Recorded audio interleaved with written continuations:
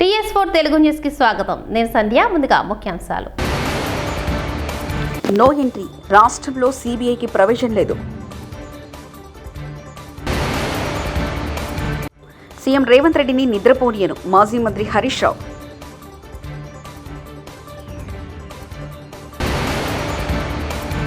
Ponguleti నివాసాల్లో ED అధికారుల సోదాలు.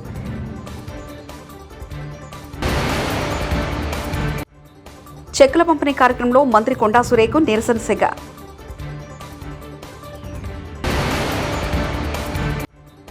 పేదల కన్నీళ్లతో ఆడుకుంటే రేవంత్ ప్రభుత్వానికి పతనం తప్పదు. Etela Rajender mass warning.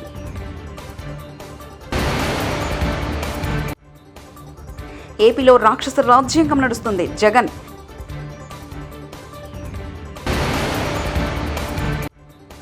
తిరుమలకు వెళ్లేవారు ఆ నిబంధనలు పాటించాల్సిందే సీఎం చంద్రబాబు. రాష్ట్ర కేబినెట్ మరో కీలక నిర్ణయం తీసుకుంది. రాష్ట్రంలో కేసులకు సంబంధించి సిబిఐ నేరుగా విచారణ జరిపే ప్రక్రియకు చెక్ పెట్టేలా తీర్మానించింది.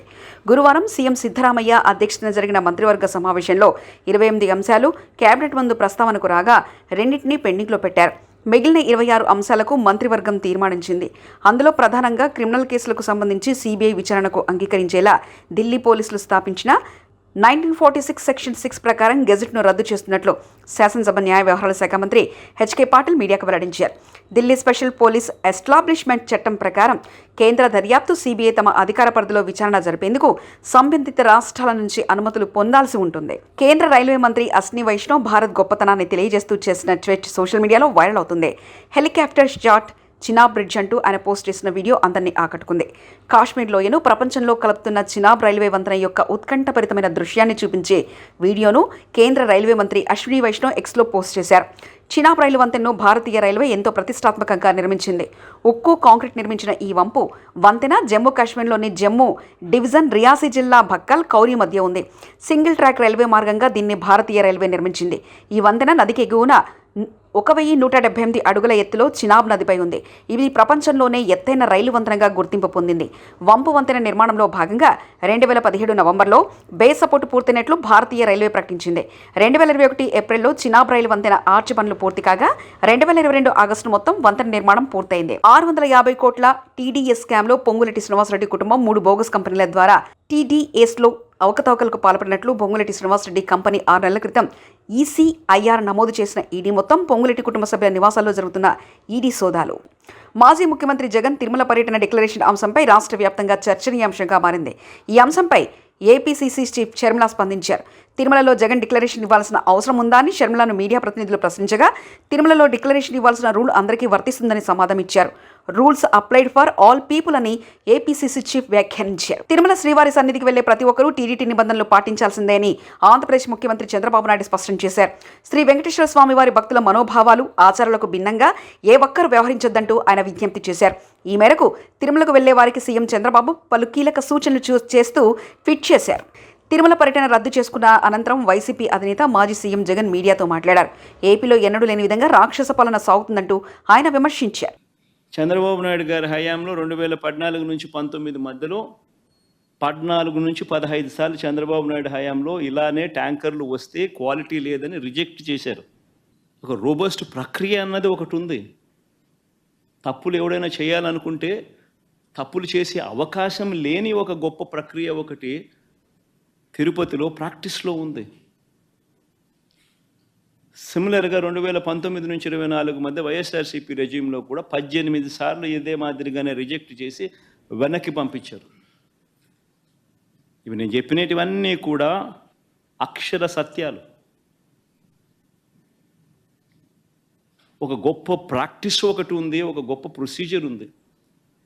ఏ కారణాల చేతైనా కూడా, ఏ శాంపుల్ అయినా కూడా, ఏ ట్యాంకర్ అయినా కూడా రిజెక్ట్ అయిపోతే ముందుకు కూడా పోదు, వెనక్కి పంపించేస్తారు. మరి అలాంటి పరిస్థితి ఇక్కడ కూడా జరిగింది. చంద్రబాబు నాయుడు గారు ముఖ్యమంత్రి అయిన తర్వాత ఈ టెండర్లలో సప్లై స్టార్ట్ అయింది. ఇప్పుడు వీళ్ళు టీటీడీ బోర్డు కూడా వీళ్ళైతే ఏదైతే ఫైనలైజ్ చేసినారో ఆ బోర్డు ఫైనలైజ్ చేసిన అప్రూవ్ చేసిన వాళ్ళు ఎప్పటి నుంచి సప్లై చేశారు? జూన్ 12వ తారీఖు నుంచి వాళ్ళు సప్లై చేశారు. అంటే అప్పటికి చంద్రబాబు నాయుడు గారి ప్రభుత్వం వచ్చింది. వచ్చిన తర్వాత ఈ సప్లైలు మొదలయ్యాయి. మొదలైన ఈ సప్లైలలో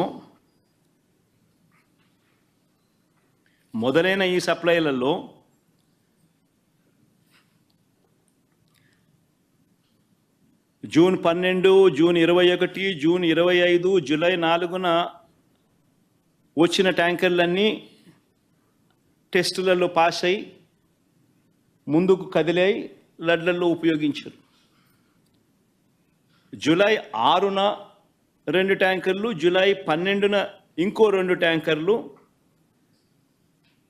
రావడము. ఈ 4 ట్యాంకర్లలో ఏదైతే వచ్చాయో అవి టెస్టులు ఫెయిల్ అయినాయి. ఈ టెస్టులు ఫెయిల్ అయితే మామూలుగా వెనక్కి పంపించే కార్యక్రమం జరిగింది. ఈ టెస్టులు ఫెయిల్ అయినప్పుడు ఈ 3 టెస్టులు చేసిన తర్వాత వెనక్కి పంపించేదానికి పక్కన పెట్టేసి మామూలుగా CFTRI central food technological research institute మైసూరుకు పంపిస్తారు. డౌట్లు ఇంకా ఫర్దర్గా ఏమైనా ఒక్కొక్కసారి ర్యాండమ్గా కూడా పంపిస్తూ ఉంటారు. హైడ్రా పేరుతో రేవంత్ రెడ్డి సర్కార్ డ్రామాలాడుతుందని మల్కాజ్గిరి ఎంపీ ఈటల రాజేందర్ విమర్శలు చేశారు. ప్రజలకు కంటి మీద కునుకు లేకుండా చేస్తున్నారని మండిపడ్డారు. హైడ్రాను నియమించిన రోజే అది డ్రామా అని చెప్పామని అన్నారు. హైడ్రా అధికారులు చెప్తున్న లెక్కల ప్రకారం చెరువులు, కుంటలు చుట్టూ ఉంది, ప్రభుత్వ భూమి కాదని స్పష్టం చేశారు. ఎన్నో ఏళ్లుగా ఉన్న పేదలిళ్లను కూల్చవద్దని ఎంపీ ఈటల రాజేందర్ కాంగ్రెస్ ప్రభుత్వాన్ని కోరారు. చూపించినప్పటికి కూడా బిడ్డ మీరు ఈ బండను నమ్ముకొని బతికిండ్రు, మీరు ఇక్కడనే పుట్టిండ్రు, ఇక్కడనే పెరిగిండ్రు అని చెప్పి వాళ్ళు కూడా మీరు ఇక్కడ ఇల్లు కట్టుకోమని చెప్పినటువంటి వాళ్ళు ఇవాళ మేడ్చల్ కలెక్టర్, ఇక్కడ ఉంటున్న అల్వాల్ MRO ఇవాళ ఈ పేదలకు కంటి మీద కునుకు లేకుండా ఏ క్షణం ఏం జరుగుతుందో తెలియని ఆందోళనలో వాళ్ళు ఎక్కడ కూడా పనులకు పోకుండా ఇవాళ ఇళ్ల కాపలా కాసుకునే పరిస్థితికి కారకుడు రేవంత్ రెడ్డి. ఇవాళ రేవంత్ రెడ్డి నీవు అనుకుంటున్నావు ఇలా నీ తాత జాగీర్ లాగా ఇలా పేదల గూళ్ళు కూలగొడితే, పేదల బతుకుల్లో మట్టి కొడితే ఇలా వాళ్ళు శాపనార్థాలు పెట్టడం కాదు, సందర్భం వస్తే నీ అధికారులు ఏందో నీ సంగతి ఏందో అంతు తేల్చేంత వరకు కూడా వాళ్ళు వదిలిపెట్టరు. నంగునూరు మండల కేంద్రంలో బీఆర్ఎస్ నేతలు ధర్నా చేపట్టారు. 2 లక్షల రుణమాఫీతో పాటు రైతులకు తెలంగాణ కాంగ్రెస్ ప్రభుత్వం ఇచ్చిన హామీలు వెంటనే అమలు చేయాలని డిమాండ్ చేస్తూ ఈ నిరసన కార్యక్రమం చేపట్టారు. ఈ ధర్నాలో మాజీ మంత్రి హరీష్ రావు పాల్గొన్నారు. ఈ సందర్భంగా ఆయన మాట్లాడారు. అప్పిచ్చేటప్పుడు రేషన్ కార్డు అడిగిండ్రా, పాస్బుక్ అడిగిండ్రు అంతే. పాస్బుక్ చూసి అప్పిచ్చినప్పుడు మాఫీ చేసేటప్పుడు కూడా పాస్బుక్ చూసే మాఫీ చేయాలి. ఎందుకు రేషన్ కార్డుతో ముడిపెడుతున్నావు? ఇది మోకాలకు బోడగుండుకు ముడిపెట్టినట్టు రేషన్ కార్డుతో ముడిపెట్టి రైతుల ఉసురు పోసుకుంటున్నాడు ఇవాళ రేవంత్ రెడ్డి గారు. దయచేసి ఆలోచన చేయండి. ఇప్పటికైనా రైతుల ఆవేశాలు రాకముందు ఈ పండుగలోపు, వచ్చే బతుకమ్మ దసరా పండుగలోపు రైతులందరికీ రుణమాఫీ చేయాలని ఈ ప్రభుత్వాన్ని హెచ్చరిస్తా ఉన్నాం. మా మల్లారెడ్డి అన్న చెప్పినట్టు ఒకవేళ పండుగలోపు చేయకపోతే మొత్తం తెలంగాణ హైదరాబాద్కు వచ్చి నీ సెక్రటరియట్ ముట్టడించడానికి కూడా తయారున్నాం, జాగ్రత్త అని చెప్పి హెచ్చరిస్తూ జై తెలంగాణ. మూసీ నదిపై ఆదిత్య నిర్మాణ సంస్థ నిర్మాణాలు చేస్తుంటే వాటిని ఆపకుండా పేదలు, సామాన్యులు ఉండే హైదర్షా కోట్ విలేజ్లో అధికారుల ఇండ్లకు మార్కింగ్ చేయడం జరిగింది. ఆదిత్య నిర్మాణ సంస్థ ప్రభుత్వ పెద్దలు చేతులు తడిపింది, అందుకే వారిని వదిలేశారు. చేతులు తడపని పేదల ఇండ్లపై హైడ్రాను వదులుతున్నారు. 2022లో ఆదిత్య నిర్మాణ సంస్థకు మా బీఆర్ఎస్ ప్రభుత్వమే పర్మిషన్ ఇచ్చింది. కానీ ఆ తర్వాత ఆ పర్మిషన్ని నిలుపుదల చేయడం జరిగింది. రేవంత్ రెడ్డి కాంగ్రెస్ రాగానే ఆదిత్య నిర్మాణ సంస్థకు అక్కడ బిల్డింగ్ కట్టుకోమని మళ్లీ పర్మిషన్ ఇచ్చిందంటూ బీఆర్ఎస్ నేత కార్తిక్ రెడ్డి వ్యాఖ్యానించారు. ఇది మీరు బాగా గమనించాలా. ఇది ఎట్లున్నది అప్పుడు, ఇప్పుడు ఇది ఎట్లున్నది. పట్టుకోండి సతీష్, కొంచెం ఒకసారి పట్టుకోండి. ఇది నిన్న హైదర్షాగోట్ విలేజ్లో దీనికి మార్కింగ్ ఇచ్చిపోవడం జరిగింది. మధ్యతరగతి కుటుంబాలు ఉంటున్న వంటి కాలనీలకి దీనికి మార్కింగ్ ఇచ్చిపోవడం జరిగింది. దీనికి తేడా చెప్పనా? దీంట్లో ఉన్న ప్రజలు పెద్దల చేతులు ఎవరిది తడపలేకపోయినరు, తడపలేదు. దీంట్లో మాత్రం ప్రభుత్వంలో ఉన్న పెద్దలకి చేతులు తడిపినరు. నేను ఇది ఇమీడియట్గా చెప్పగానే ఇది మీ ప్రభుత్వంలోనే కదా పర్మిషన్ వచ్చింది, మళ్ళీ అప్పుడు మీరేం చేసిరని అడుగుతారు. ఇది 2022 సంవత్సరంలో ముమ్మాటికి ఆ రోజు బీఆర్ఎస్ పార్టీ ప్రభుత్వంలోనే పర్మిషన్ వస్తే దీని పర్మిషన్ మళ్ళీ అబియన్స్లో పెట్టడం జరిగింది. మా అధికారం పోకముందే దీని అబియన్స్లో పెడితే కాంగ్రెస్ పార్టీ అధికారంలోకి వచ్చిన తర్వాత దీనికి మళ్ళీ పర్మిషన్స్ ఇచ్చి కట్టుకోమని గ్రీన్ సిగ్నల్ ఇచ్చారు. దీంట్లో కూడా పెద్ద స్టోరీ ఉన్నది. తెలంగాణ రాష్ట్రానికి దరిద్రం ఏంటంటే ఒక ఆస్థాన బ్రోకర్ ఏర్పడినాడు ఒకడు. ఆ ఆస్థాన బ్రోకరు ప్రతి రియల్ ఎస్టేట్ ప్రాజెక్టుల కలెక్షన్ తప్ప వేరే పని లేదు. దాని గురించి నేను మళ్ళీ చెప్తా. సో ఇట్లాంటి ప్రాజెక్టులన్నీ కూడా సంపూర్ణంగా రియల్ ఎస్టేట్ ప్రాజెక్టులు సంపూర్ణంగా ఆపని పక్షంలో మీరు అనుకోవచ్చు ఇదేముందిలే ప్రెస్ మీట్లు పెట్టి పోతున్నారు మాకేముందని. ఎవరైతే దీని రియల్ ఎస్టేట్ ప్రాజెక్ట్ నడుపుతున్నారో లేదా ఎవరైతే కాంగ్రెస్ పార్టీ పెద్దలు దీంట్లో చేయి తడిపించుకున్నారో వాళ్ళు అనుకోవచ్చు ఏముందిలే దీంట్లో ప్రెస్ మీట్ పెట్టి పోతారని. నేను ప్రెస్ మీట్ పెట్టి పోను. మా పార్టీ నాయకత్వంతో నేను సంపూర్ణంగా పర్మిషన్ తీసుకున్నా. మూసి బాధితులు ఎవరినైతే చిన్న చితక వాళ్ళని మధ్యతరగతి కుటుంబాలని మీరు ఈరోజు నోటీసులు ఇచ్చో మార్కింగ్లు ఇచ్చో మీరు ఇబ్బంది పెడుతున్నారో వేలాదిగా వందలాదిగా కాదు మూసీలో పరివాహక ప్రాంతంలో మీరు చేస్తున్న వంటి అరాచకం బాధితులు ఎవరైతే ఉంటారో వేలాదిగా ఈ యొక్క రియల్ ఎస్టేట్ ప్రాజెక్టుల ముందర పోయి ధర్నా చేస్తామని చెప్తున్నారు. స్వాతంత్ర సమరయోధుడు తెలంగాణ కోసం సర్వస్వం దారపోసిన త్యాగశీలి ఆచార్య కొండా లక్ష్మణ్ బాపూజీ గారి జయంతి సందర్భంగా జూబ్లీహిల్స్ నివాసంలో ఆ మహానేత చిత్రపటానికి ముఖ్యమంత్రి రేవంత్ రెడ్డి పుష్పాంజలి ఘటించారు. సీఎం సలహాదారు వేం నరేందర్ రెడ్డి, ఎమ్మెల్యే గడ్డం వివేక్, మైనంపల్లి రోహిత్, శాట్ చైర్మన్ శివసేనారెడ్డి బాపూజీ చిత్రపటానికి నివాళులర్పించారు. లంగర్ హౌస్ నుండి సీఎం డౌన్ డౌన్ అంటూ సెక్రటరీకి ర్యాలీగా బయలుదేరిన మూసీ బాధితులు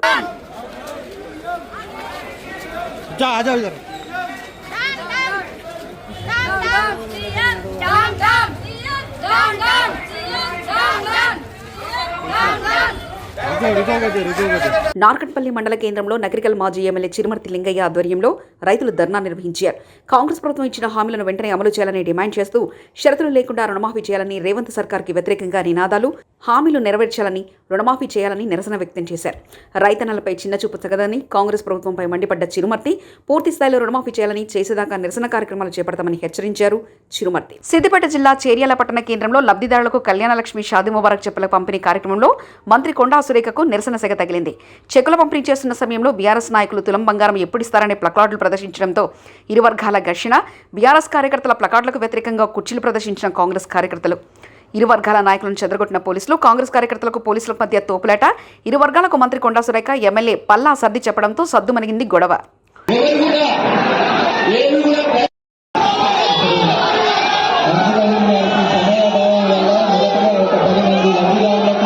తిరుమల లడ్డు వివాదంపై నటుడు ప్రకాష్ రాజ్ ట్వీట్ల పరంపర కొనసాగుతూనే ఉంది. దీనిపై డిప్యూటీ సీఎం పవన్ కళ్యాణ్ స్పందిస్తూ, ప్రకాష్ రాజ్ నాకు మంచి మిత్రుడు. రాజకీయంగా మాకు భిన్నాభిప్రాయాలు ఉన్నప్పటికీ ఒకరి పట్ల ఒకరికి ఎంతో గౌరవం ఉంది. భక్తుల మనోభావాలు దెబ్బతిన్నాయి. దోషులకు శిక్ష పడాలని నేను ట్వీట్ పెట్టినప్పుడు ఆయన ఆ విధంగా కామెంట్ చేయాల్సిన అవసరం లేదు అంటూ ఓ ఇంటర్వ్యూలో పవన్ కళ్యాణ్ తెలిపారు. There's no such way, I like Prakash Raj. He's a good friend of mine, and I always liked him. He was, in fact, we share a great bonding. Though we differ on political aspects and his opinion, that's a different story. But as an actor, I truly respect him and I like him, frankly. I love to perform with him, and I have a few more days' work also with him. See, first of all, when Prakash Raj Garu is, first of all, there is no need for him to comment on this. YCP నేత భూమన కరుణాకర్ రెడ్డి సంచలన వ్యాఖ్యలు చేశారు. ఆలయాలకు ఎవరు వచ్చినా సాదర స్వాగతం పలుకుతుంది హిందూ ధర్మం. అలాంటిది 5 ఏళ్లు స్వామివారికి పట్టు వస్త్రాలు సమర్పించిన మాజీ సీఎం జగన్ను అడ్డుకోవాలని చూస్తారా?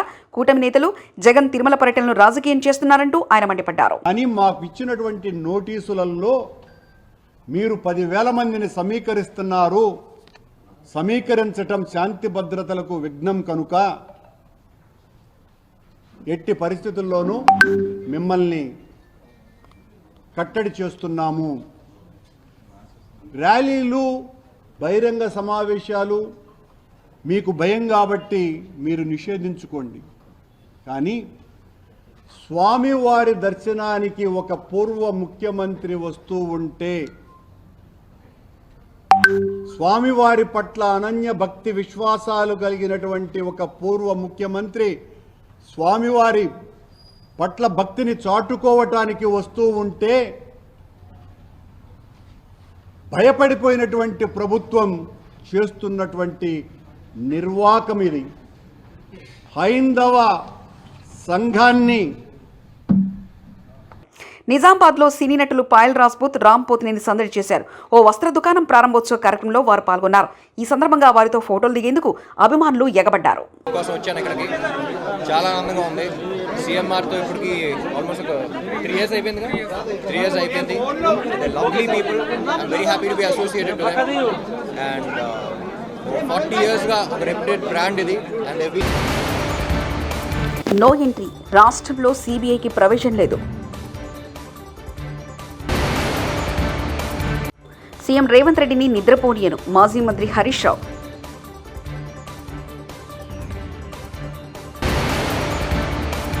పొంగులేటి నివాసాల్లో ఈడీ అధికారుల సోదాలు.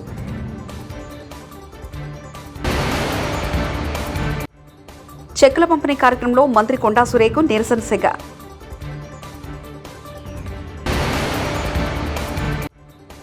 పేదల కన్నీళ్లతో ఆడుకుంటే రేవంత్ ప్రభుత్వానికి పతనం తప్పదు. Etela Rajender mass warning.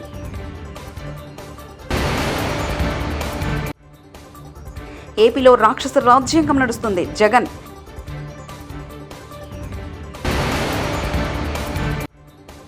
తిరుమలకు వెళ్లేవారు ఆ నిబంధనలు పాటించాల్సిందే CM Chandrababu. TS4 Telugu news ఇంతటితో సమాప్తం. చూస్తూనే ఉండండి TS4 తెలుగు ఛానల్.